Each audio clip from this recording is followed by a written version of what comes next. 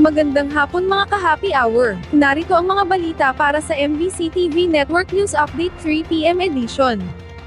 VP Sara, may dalawang magkaibang pirma sa confidential funds documents. Pinuna ni Presiding Officer Chiz Escudero ang dalawang magkaibang pirma ni Vice President Sara Duterte sa mga dokumento na may petsang September 16 at August 22, 2022. Kinumpirma naman ng hostile witness na si OVP Assistant Chief of Staff Lemuel Ortonio na ang naturang dalawang pirma ay kay Duterte. Court noticed that the signature of the Vice President in this document appears to be different from the signature in the August 22 document. So the Vice President has at least two signatures so far. Can you confirm that both are her signatures?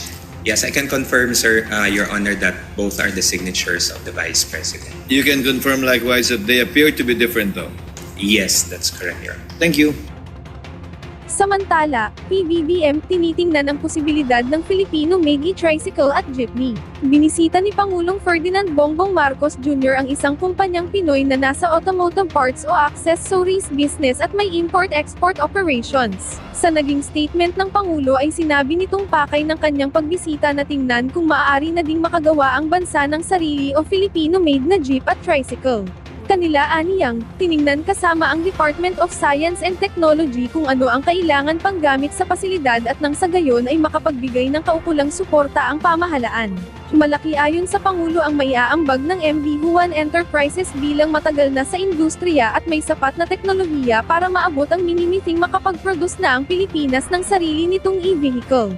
Paraan aniya ito ayon sa Pangulo para mabawasan na ang pagiging palaasa natin sa produktong petrolyo. Ang susunod na hakbang, sabi ng Chief Executive, ay magkaroon ng kailangang equipment para sa produksyon ng e-vehicle.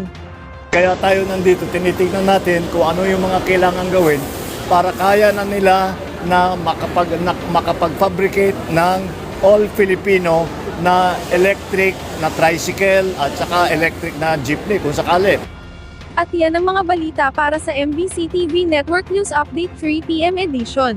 Abangan ang mga susunod na balitaan mamaya para sa 4 PM edition.